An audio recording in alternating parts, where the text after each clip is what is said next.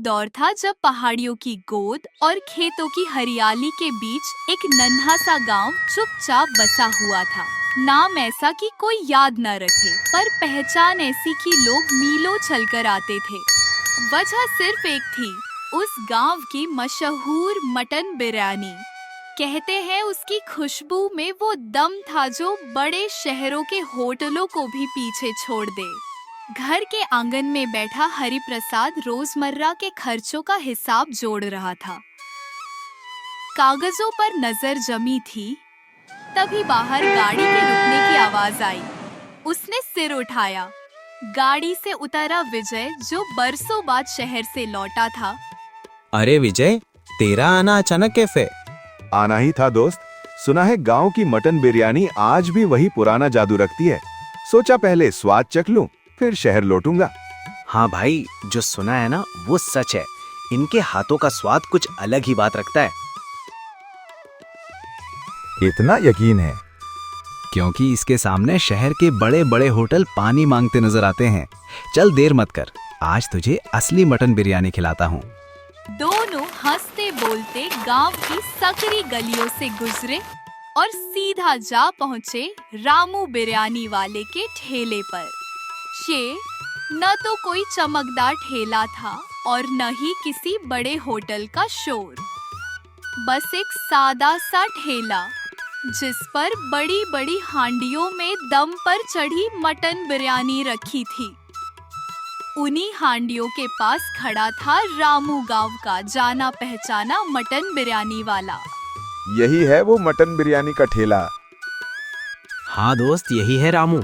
इसकी मटन बिरयानी का हर दाना मसालों में डूबा होता है। मांस इतना नरम कि मुंह में रखते ही घुल जाए। इसी स्वाद ने इसे गांव का मशहूर नाम बना दिया है। रामू, गरम गरम 2 प्लेट मटन बिरयानी निकाल दे। आज तेरे ठेले पर ही दावत है।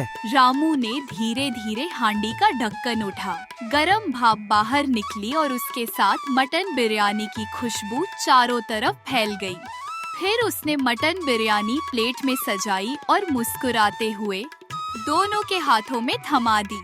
विजय ने पहली प्लेट अपने हाथ में ली। एक पल रुककर पहला कौर मुंह में रखा। जैसे ही पहला निवाला विजय की जुबान से टकराया, उसकी आंखों में चौंकने की चमक उतर आई।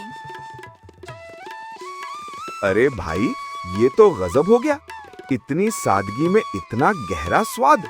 शहर में तो इतने मसाले डालकर भी ऐसा मजा नहीं मिलता। यही तो मेरे गांव की पहचान है। रामू के हाथों में ऐसा जादू है कि उसकी मटन बिरयानी सिर्फ भूख नहीं, दिल भी भर देती है।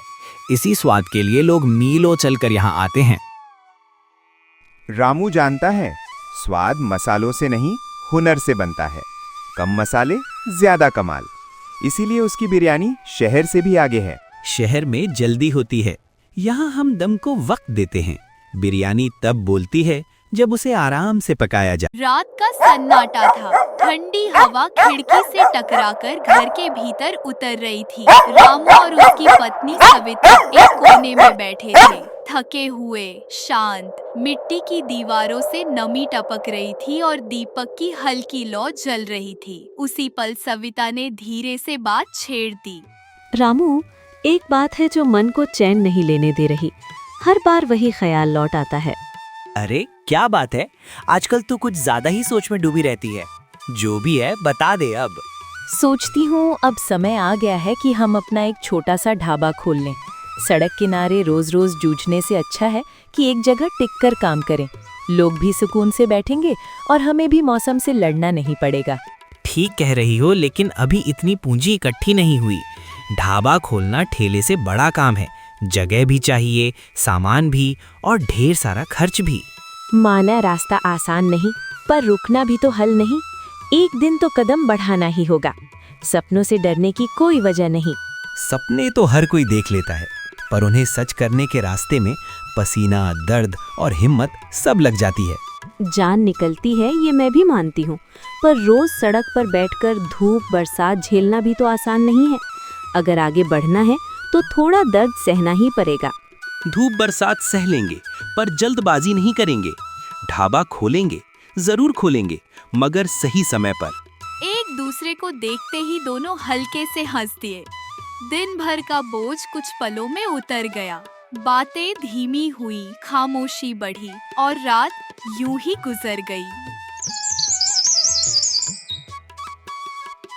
सुबह की हल्की धूप के साथ रामू अपनी मटन बिरयानी लेकर रोजाना की जगह पहुंचा। ठेला सजा, हांडी रखी गई। अब बस ग्राहकों के आने का इंतजार था। एक आदमी धीमी चाल से ठेले की तरफ बढ़ा। उसने रुककर हांडी की ओर देखा, गहरी सांस ली, जैसे खुशबू ने खुद बुला लिया हो। रामू, आज भी वही दम है ना तेरी बिरयानी में? रामू ने हल्की सी मुस्कान के साथ ढक्कन संभाला। दम आज भी वही है काका। रामू भाई, मैंने जिंदगी में बहुत जगहों पर बिरयानी खाई है। बड़े शहर, नामी होटल, चमचमाती प्लेटें और भारी दाम। लेकिन सच कहूं, ऐसा स्वाद कहीं नहीं मिला। ये बिरयानी सिर्फ पेट नहीं भरती, ये मन को तसल्ली देती है। मटन इतना नर्म कि बिना जोर लगाए टूट जाए, और चावल हर दाना अलग, मसालों में भीगा हुआ पर भारी नहीं।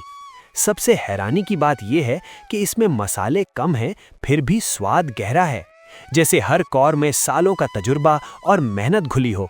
शहर में इतना पैसा देकर भी ऐसा अपनापन कभी महसूस नहीं हुआ। वहाँ खाना मिलता है, यहाँ एहसास मिलता है। आज समझ आया कि लोग दूर दूर से तेरी मटन बिरयानी खाने क्यों आते हैं। रामू भाई, ये सिर्फ बिरयानी नहीं है, ये पहचान है, गांव की शान है। सुबह जो दिन उम्मीद से शुरू हुआ था, वही दिन बारिश में डूब गया। एक ही पल में सारा सामान बर्बाद हो गया। रामू भीगी सड़क पर अकेला खड़ा था, जैसे किस्मत ने अचानक मुंह मोड़ लिया हो। रामू भारी कदमों से घर की ओर चल पड़ा। बारिश तो अब थम चुकी थी। अरे रामू, इतनी जल्दी आ गए? सब ठीक तो है ना? आज आसमान ने ऐसा बरसा दिया कि हांडी भर गई। मटन बिरयानी का दम पानी में डूब गया। जो स्वाद घंटों में पकता था, वो एक पल में खामोश हो गया। अरे रामू, हिम्मत रख। घर में जो सामान है ना, उसी से कल फिर चूल्हा जलेगा। आज तो किसी तरह निकल गया, पर अगर कल भी बारिश पड़ गई ना, तो रोज का धंधा डूब जाएगा। सुबह का वक्त था। रामू ने दरवाजा खोला और सामने तेज बारिश उसका इंतजार कर रही थी। लगता था मुसीबत आज भी जाने वाली नहीं। फिर वही बारिश।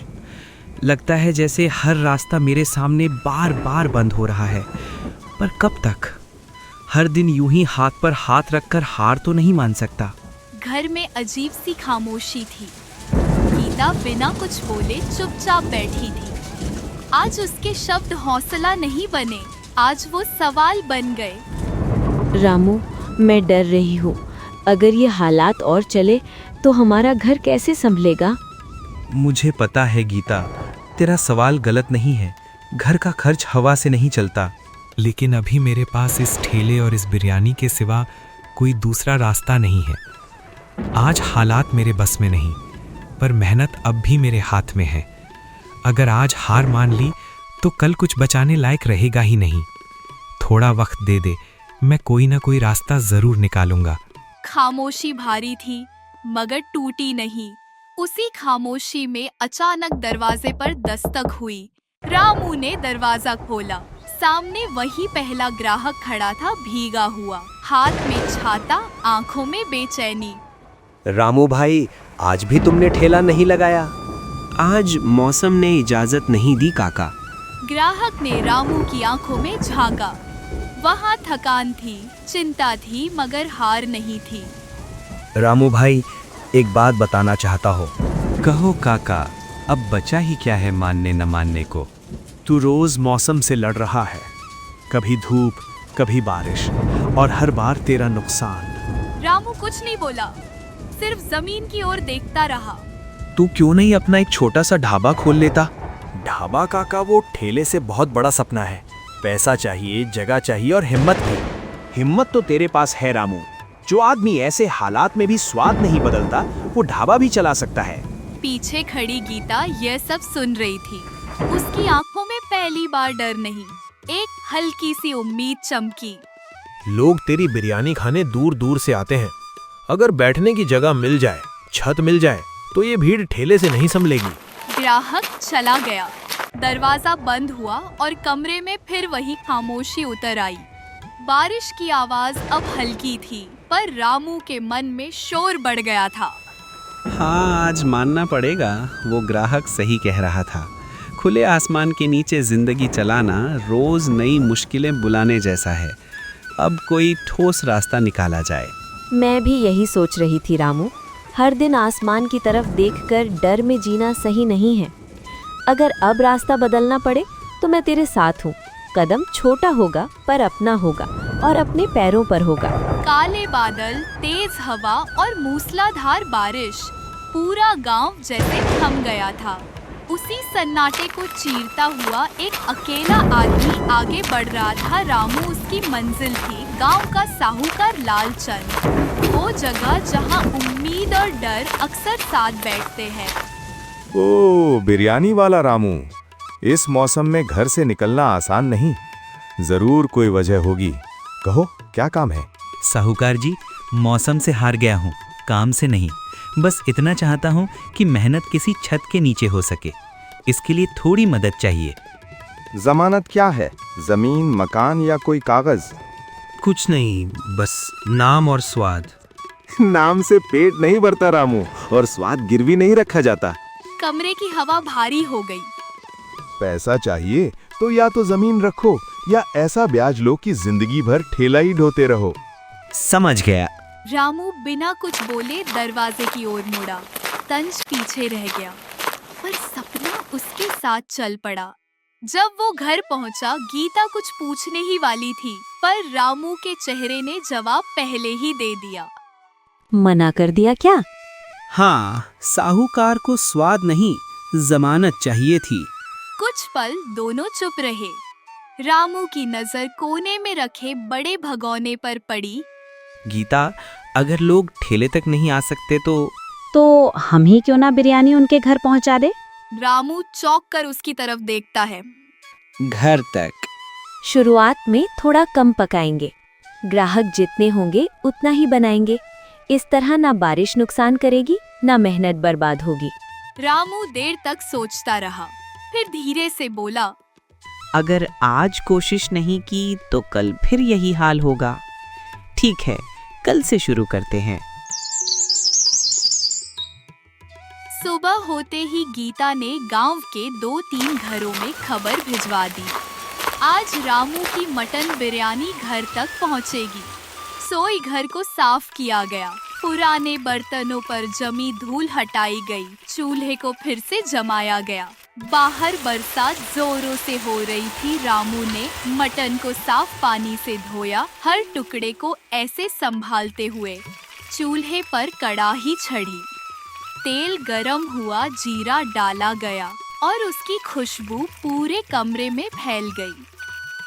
कुछ देर में मटन बिरयानी तैयार हो गया। दम पर चढ़ी बिरयानी अपनी खुशबू फैलाने लगी ही थी कि दरवाजा जोर जोर से खटखटाया।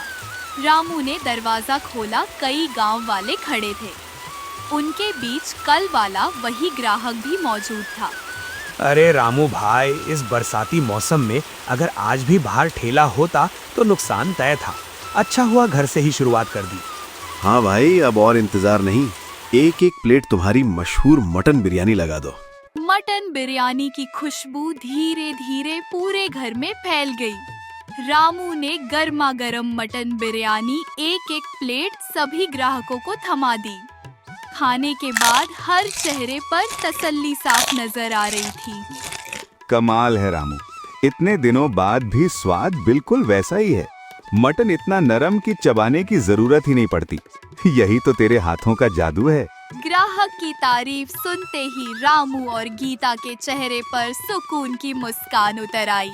और फिर खामोशी के बीच एक एक करके और लोग आ पहुंचे। जितना भी सामान उन्होंने रखा था सब खत्म हो गया। शाम होते होते घर के आंगन में हंसी, बातचीत और खाने की महक फैल गई। बरसात की रात में जब आखिरी ग्राहक भी चला गया, रामू और गीता थके हुए चारपाई पर बैठ गए। आज की थकान में कुछ सुकून है रामू। पहली बार भारी नहीं लग रही। हाँ, आज की थकान में सुकून घुला हुआ है। दीपक की रोशनी हल्की थी, बारिश की आवाज भारी, पर उस घर में आज पहली बार सपने सुकून से सोए थे।